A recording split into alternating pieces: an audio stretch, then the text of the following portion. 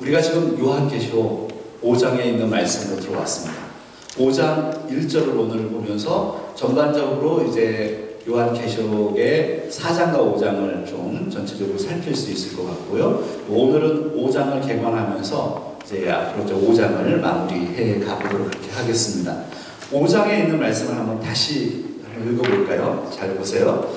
내가 보매, 누구죠? 내가는 누구죠? 누가 본다는 거예요? 사도 요한이 지금 환상을 보고 있는 거죠. 내가 보매 무엇을 봅니까? 보좌에 앉으신 이의 오른손에 두루마리가 있으니 안팎으로 썼고 7 인으로 봉하였더라. 보좌에 앉으신 이는 누굽니까?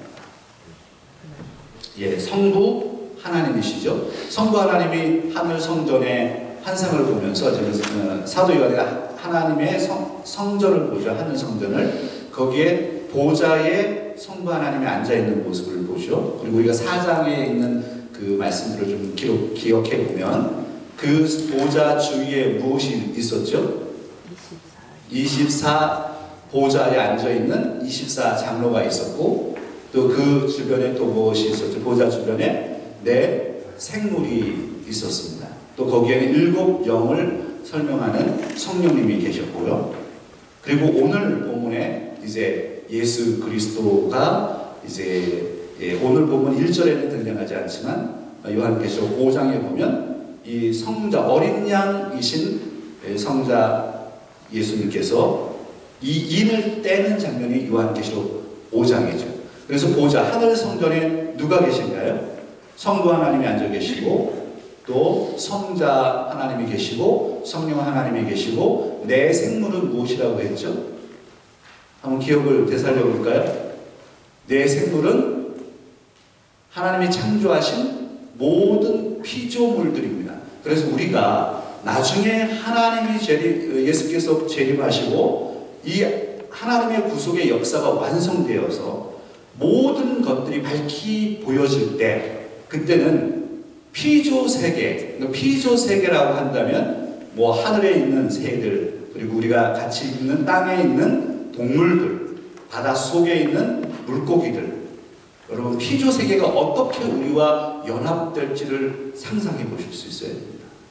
그리고 우리가 지금 사는 사람들만 모여서 살고 땅을 밟고 있는 우리들의 개념을 뛰어넘을 것이고요. 그래서 이 내 생물은 하나님의 피조세계를 의미하고 피조물을 얘기를 하고, 그리고 그 보좌 주변에 또 24 장로는 무엇을 설명하죠?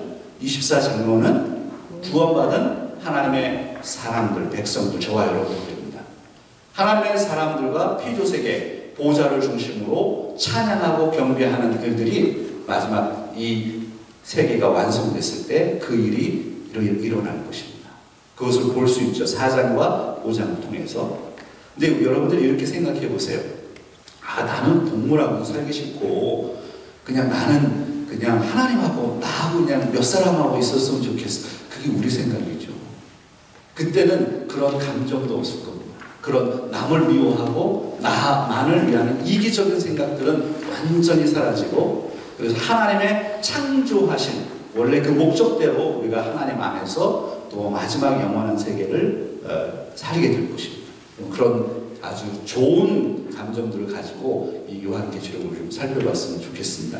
요한계시록에 일단은 노트를 한번 봐보시면요, 1페이지에 4장과 5장은 연결되어 있어요. 그래서 우리가 3장까지는 2장과 3장은 서론적인 부분이었잖아요. 그래서 7 교회에 보내는 편지, 7 교회의 주인이신 예수 그리스도 그 교회의 주권을 가지고 교회를 돌보고 있는 모습을 살펴본 다음에, 그리고 4장과 5장에서는 바로 하나님의 나라의 보좌의 모습을 보여주고 있는 거죠. 그 보좌의 모습. 4장에서는 무엇이 중심이었습니까? 하나님의 높으신 위엄이 중심이었고, 5장으로 우리가 넘어와서 5장은 어린 양의 높으신 위엄을 4장과 5장에서 하나님과 예수 그리스도의 위엄을 보여줍니다. 4장은 하늘에 계신 창조주 하나님을 소개한다면 5장은 하나님의 구속 계획을 성취하시는 예수 그리스도를 소개합니다. 그래서 그런 연속성과 통일성이 있어요. 요한계시록 4장과 5장에 하나님 예수 그리스도를 보여줍니다. 그래서 4장과 5장을 통해서 무엇을 이야기하느냐 하면 바로 하나님의 통치하심. 그 하나님의 통치하심은 성부 하나님의 통치하심 뿐만 아니라 바로 성자 예수 그리스도의 통치하심을 살펴보고 있다. 우리에게 보여주고 있다라는 것을 우리가 살필 수 있겠습니다. 5장을 좀 잠깐 보면요. 그 5장의 구조를 한번 봐보세요. 1페이지 맨 밑에 있죠. 여기 보시면 두루마리를 가지고 보좌에 앉으신 성부 하나님을 보여줍니다. 1절에서. 그리고 7인으로 봉했기 때문에 그 인을 뗄 사람이 도대체 누가 이 인을 뗄 것이냐라고 했을 때 이 두루마리를 펴기에 합당하신 분, 그분이 누구냐? 바로 어린 양이시다. 어린 양이신 예수 그리스도. 그래서 8절과 10절에 보면 어린 양에 대한 경배와 새 노래가 있고, 그리고 천사들과 모든 피조물들이 이 보좌를 향해서 예수 그리스도와 하나님을 찬양하는 모습을 볼 수 있습니다. 5장 11절부터 14절까지 이 부분이 등장합니다. 그래서 요한계시록 5장은 바로 성부 하나님, 어린 양이신 바로 예수 그리스도에 대한 이 통치를 보여주는 아주 중요한 부분이라고 우리가 살필 수 있겠습니다. 어디를 잠깐 한번 보셨다가 오시느냐면요, 제가 다음 주에 살필 건데요, 요한계시록 5장 6절을 한번, 그리고 5장 1절을 지금 본문으로 삼았습니다만 5장 6절에 있는 말씀을 한번 다시 읽어보도록 하겠습니다. 시작. 내가 또 보니 보좌와 내 생물과 장로들 사이에 한 어린 양이 서 있는데 일찍이 죽임을 당한 것 같더라. 그에게 7뿔과 7눈이 있으니 이 눈들은 온 땅에 보내심을 받은 하나님의 7명이라. 여기 보면 일찍 죽임을 당한 것 같은 어린 양의 모습으로 보좌 주변에 계신 바로 예수 그리스도. 예수 그리스도의 통치가 어떻게 일어나느냐. 그러니까 이 7인을 뗄 때, 이 7인이 도대체 무엇이냐, 7인을 뗄 때 어떤 일이 발생이 될 것이냐. 이제 이것이 6장부터 16장까지의 메시지죠, 요한계시록. 근데 그것을 뗄 수 있는 분이 누구라고요? 이 세상에 아무도 없는데 그 인을 뗄 사람이 누구라고요? 바로 예수 그리스도다 라는 것이죠. 그래서 한번 뒤에 2페이지를 한번 보실까요?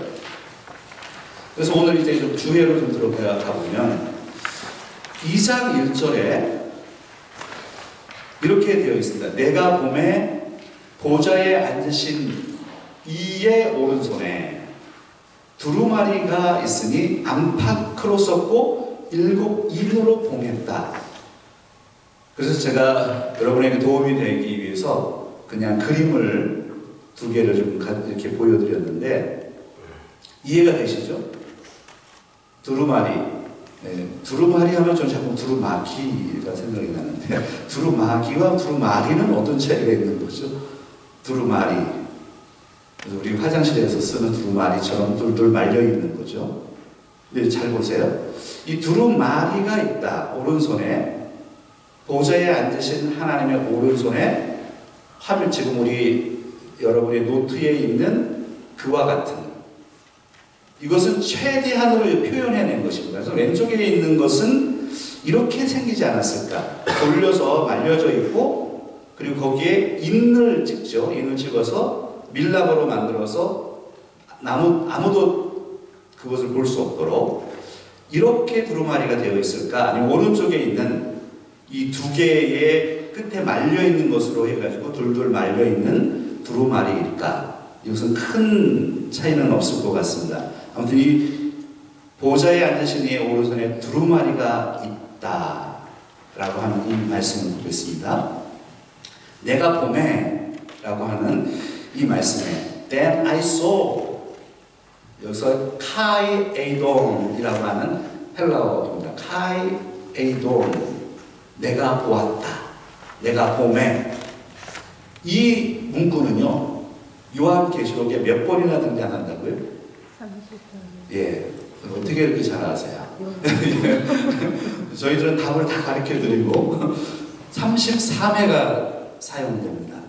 근데 이 내가 봄에 then I saw 라고 하는 이 카이 에이돔이라고 하는 이 단어를 쓸 때마다 환상의 내러티브를 설명한다는 거예요. 사도 요한이 지금 환상을 보잖아요. 환상을 풀어내고 있는 거죠. 그때마다 I saw 라고 하는 에이돈이라고, 나는 보았다 라고 하는 에이돈이라고 하는 단어를 쓰면서 자신이 직접 본 환상을 풀어가기 시작하는 겁니다.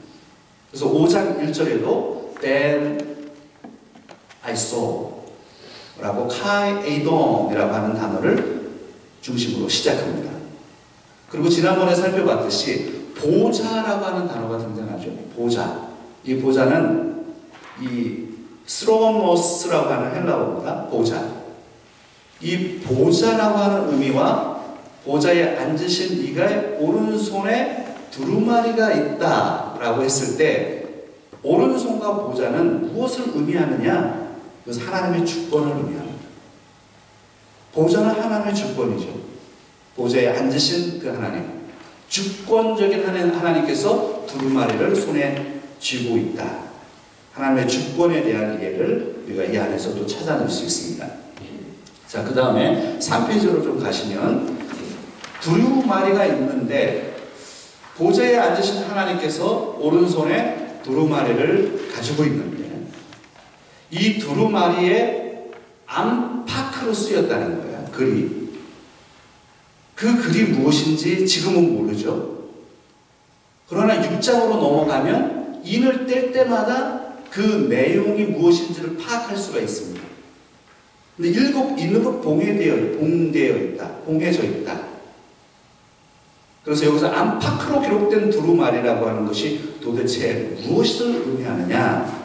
안팎으로 기록된 두루마리. 우리가 일반적으로요, 이렇게 되잖아요. 오늘날에는 인쇄술이 너무나도 발전이 되어서 진짜 인쇄기가 저보다 똑똑한 것 같아요. 앞뒤로 다 카피를 해주고요. 그리고 이거 솔트가 하잖아요. 우리 교회에서는 솔트가 되어 있지는 않습니다만 좋은 인쇄기는 이게 뭐 예를 들어서 50장을 한다. 근데 이 솔트가 돼. 앞뒤로 해달라. 그러면 쫙쫙쫙쫙쫙쫙 가면서 쫙 이렇게 또 나오고 쫙쫙쫙쫙쫙 해서 또 나오고 해가지고 솔트 기능도 있고요. 엄청나게 기술이 발전되어 있습니다. 우리 여기 전문가가 계시지만요. 그래서 오늘 우리는 이러한 종이 기술, 인쇄술이 발달되면서 이것도 500년 전부터 시작이 된 겁니다. 그래서 인쇄술이 생기면서 성경이 기록이 되고 성경을 이제 사람들이 읽을 수 있게 되죠. 그래서 우리가 지금 가지고 있는 이 인쇄 기술의 발달을 한번 봐보세요. 이 성경의 66권이 얼마나 내용이 많습니까? 이거 진짜 1년에 한 번 읽기도 어려운 이 양이에요. 그 정도의 양을 여기에 담아내는 거죠. 그런데 여기에 글씨가 얼마나 다양하냐. 그리고 여기 영어로 되어 있죠. 또 헬라어도 설명하죠. 그런 해설 성경도 있죠. 이 종이가 얼마나 얇습니까? 우리는 지금 이런 책을 보고 있거든요. 그런데 보좌에 앉으신 하나님이 든 두루마리, 이 두루마리는 그럼 코덱스이냐 아니면 두루마리냐라고 하는 질문이 학자들 간에 있었습니다. 그래서 그 부분은 어디에 있느냐 하면 노트 한 9페이지 정도 있을 것 같아요. 한번 찾아볼까요?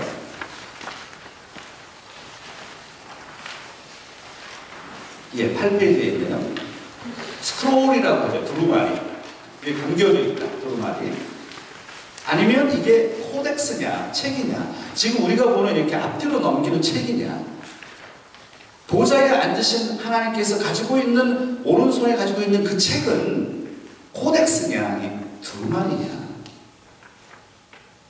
아니 그대로 그냥 우리가 읽으면 되는데 이제 학자들이 이런 것을 연구하고 싶어 하거든요.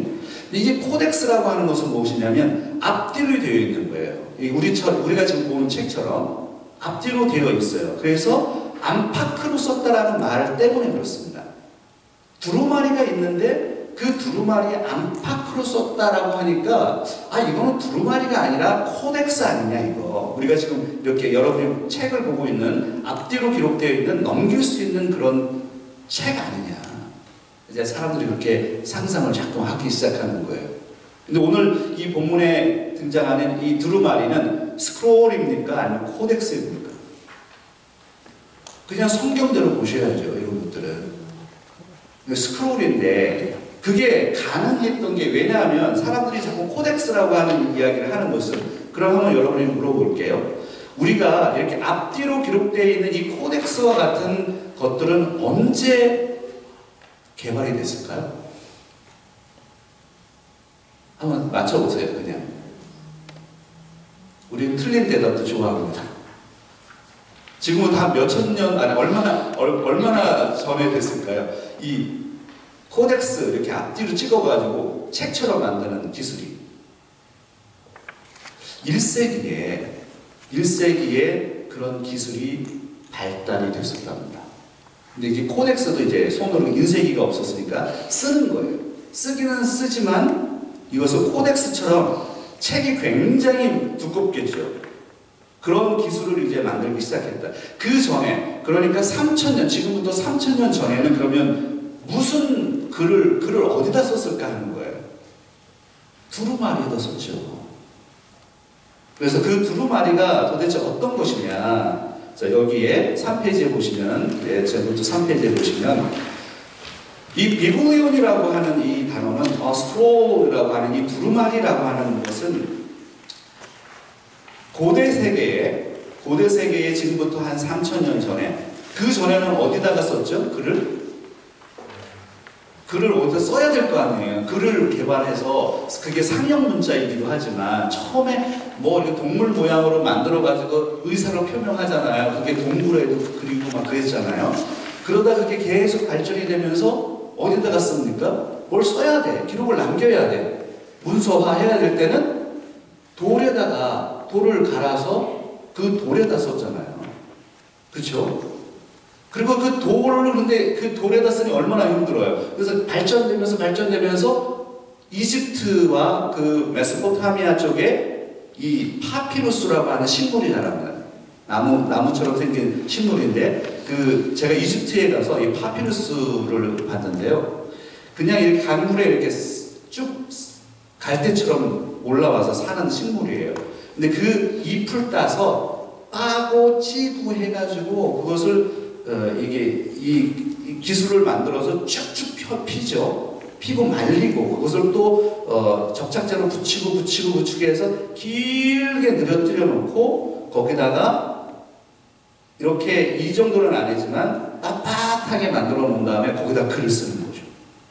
글을 쓰는데 지금처럼 이렇게 코덱스처럼 넘길 수 있는 게 아니기 때문에 돌돌 말기 시작했다라는 거죠.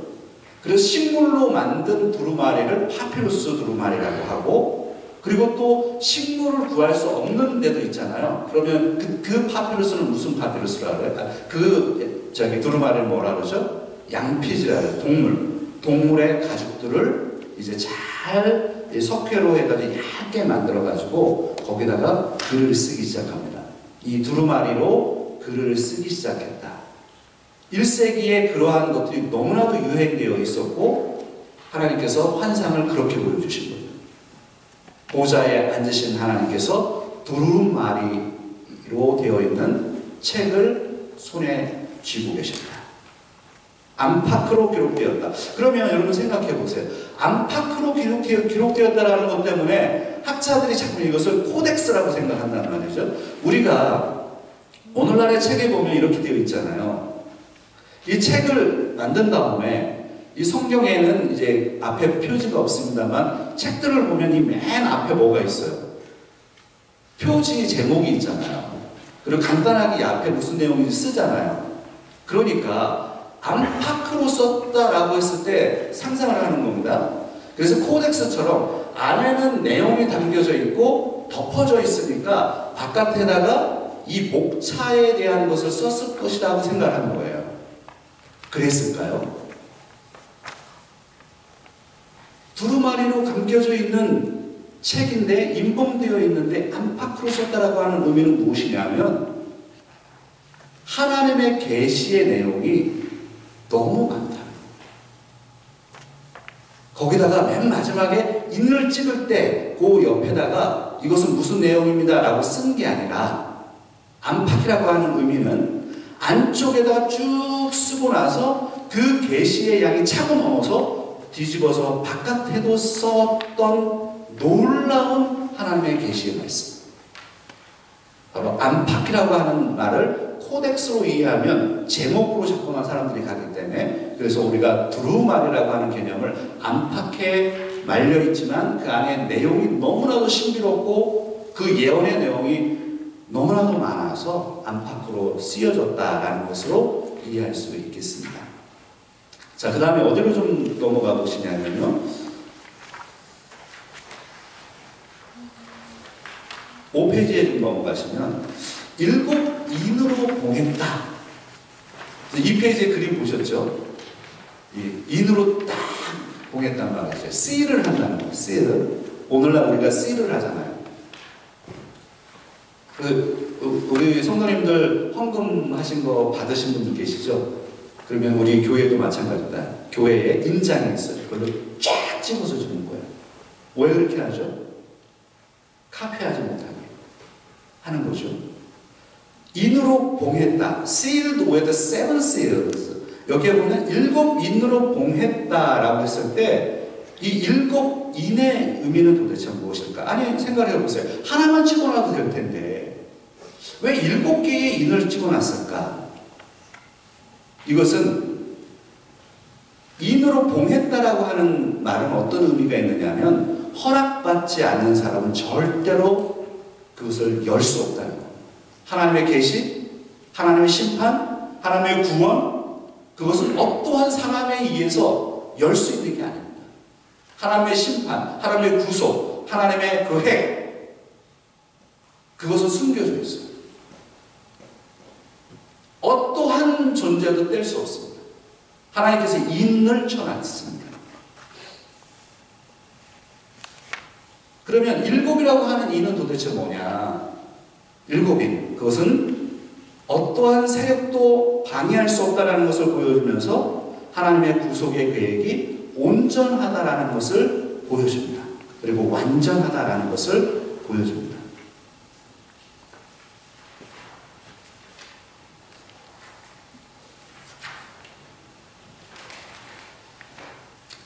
(8페이지로) 좀 넘어가시면요. 8페이지로 잠깐 넘어가셨다가 다시 넘어올게요.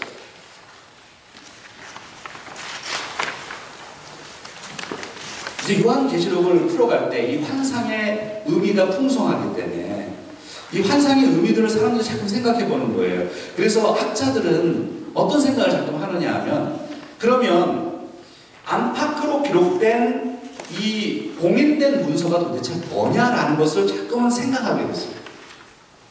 여러분도 궁금하지 않나요? 아니, 보좌에 앉으신 하나님께서 오른손에 두루마리 책을 가지고 계신데 이 문서가 도대체 뭐냐, 어떤 내용일까, 어떤 내용일까 굉장히 궁금한 거예요.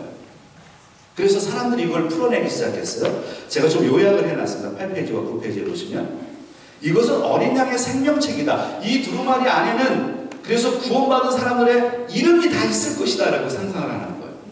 여러분 어떻게 생각하세요? 하나님의 보좌에, 하나님께서 보좌에 앉으셔서 들고 있는 이 두루마리, 이 책의 내용이 도대체 뭐냐라는 것을 사람들이 자꾸 궁금해 하잖아요. 이제 어떤 학자들은 이렇게 생각하는 거예요. 거기에는 그것을 뜯어보면, 열어보면 거기에는 구원받은 자들의 이름이 낱낱이 있을 것이라고 상상합니다. 성경적으로 풀어가는 게 아니죠. 상상해요. 그렇게 해석하기 시작했어요.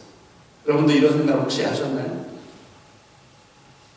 그리고 어떤 학자들은 이렇게 생각했어요. 이것은 구약의 토라를 얘기하는 것이다. 율법에 대한 불순종, 순종에 대한 메시지.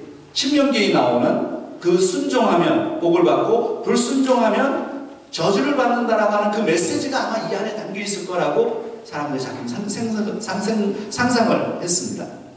그럼 어떤 사람들이 이렇게 생각했어요? 예수님의 유언이 이 안에 담겨져 있을 것이다. 유언과 약속이 있을 것이다. 또 어떤 분들은 이런 생각을 했어요.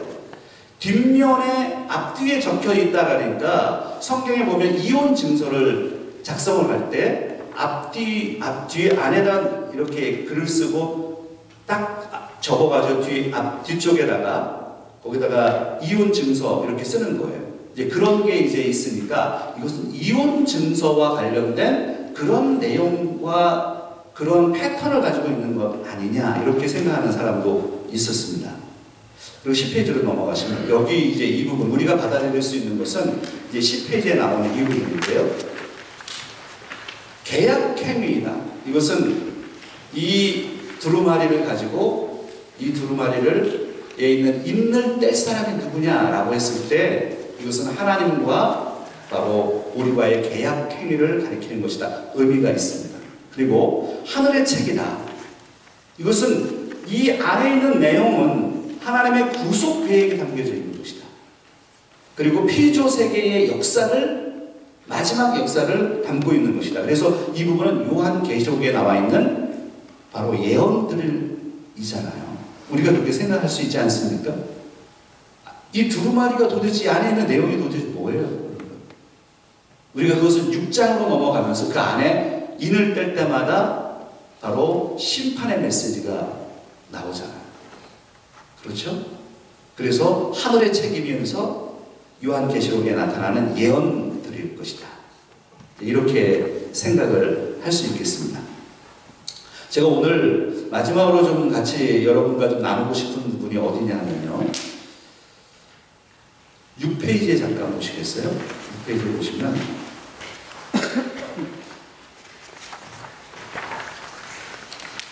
일곱 인으로 임봉됐다라고 하는 이 말씀은 임봉되었다, 일곱 인으로 임봉되었다라고 하는 이 말씀은 구약 성경 다니엘서의 배경을 가지고 있습니다. 지금 요한계시록 5장을 우리가 풀어가고 있는데 5장은 누구의 통치를 보여준다고요? 바로 예수 그리스도의 통치를 보여주죠. 근데 이 요한계시록의 이 5장의 배경이 다니엘서 8장 그리고 12장을 배경으로 한다. 하나님의 종말적인 계획이 어떻게 완성되는지를 보여주는 그 배경이 바로 다니엘서에 나옵니다. 그러면 다니엘서에 하나님의 종말론적인 도래를 설명하는 것이 구약 성경의 여러 선지서들이 나오죠. 이사야, 다니엘, 예레미야, 에스겔. 이 선지서에 보면 종말론적으로 종말이 도대체 어떻게 이루어질 것이고 그 종말이 올 것인지에 대한 예언을 담고 있단 말이에요. 그 가운데 지금 어디로 좀 돌아가 보시느냐 하면 여러분 성경을 가지고 계시죠? 다니엘서를 좀 보겠습니다. 다니엘서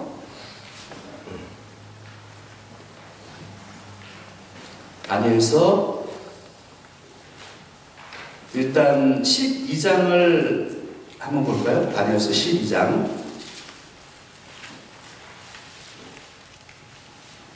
구약성경 1254페이지에 있습니다.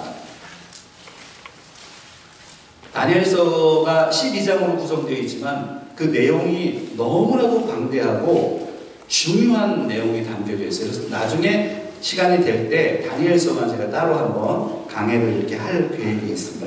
다니엘서 12장 1절을 한번 보세요. 같이 볼까요? 그때에 내 민족을 호위하는 큰 군주 미카엘이 일어날 것이요 또 환란이 있으리니 이는 개국 이래로 그때까지 없던 환란일 것이며 그때에 내 백성 중 책에 기록된 모든 자가 구원을 받을 것이라. 그러니까 다니엘서 12장에서는 어떤 메시지를 이야기하느냐면 큰 환란이 있을 거래요.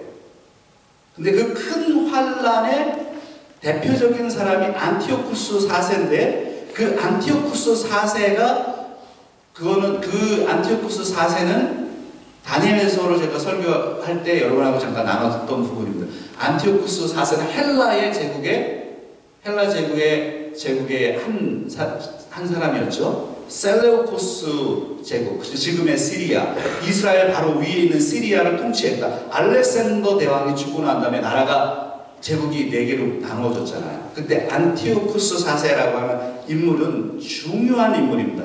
이 중요한 이 적그리스도를 상징하고 있는 안티오쿠스 4세, 이 4세가 환란을 가져오고 그러나 결국에는 하나님의 백성들이 구원받을 것이다 라고 하는 것을 설명합니다. 이게 어디에 있느냐면 다니엘서 8장으로 다시 넘어가 볼까요? 다니엘서 8장을 넘어가겠습니다. 8장부터 12장까지가 이 헬라 제국에 대한 이야기를 하는 겁니다. 그 헬라 제국의 안티오쿠스 4세에 대한 이야기가 9절에 나옵니다. 9절을 한번 같이 읽어보겠습니다. 8장 9절이요. 같이요. 시작. 그중 한 뿔에서 또 작은 뿔이 하나가 나서 남쪽과 동쪽과 또 영화로운 땅을 향하여 심히 커지더니, 여기에 보면 작은 뿔이 무엇을 의미하는 거예요? 작은 뿔? 이 작은 뿔이 바로 헬라 제국의 안티오쿠스 4세를 의미합니다. 그래서 이 헬라 제국, 그러니까 지금 다니엘서의 해석은 무엇이냐면요, 다니엘서는 지금 세 개의 국가, 당시의 제국들을 설명합니다. 그래서 다니엘서에 보면은 느부갓네살 왕이 꿈을 꾸잖아요. 2장으로 넘어가 보겠습니다. 이제 2장으로 넘어가서 다니엘서 2장. 느부갓네살 왕이, 다니엘이 지금 어디에 있죠? 포로지에 잡혀 있습니다. 지금 바벨론 제국의 안에서 포로로 잡혀가 있는데 거기서 환상을 보는 거죠. 거기에 왕이 누굽니까? 느부갓네살이었잖아요. 다니엘서 2장에 보면 느부갓네살 왕이 꿈을 꿉니다.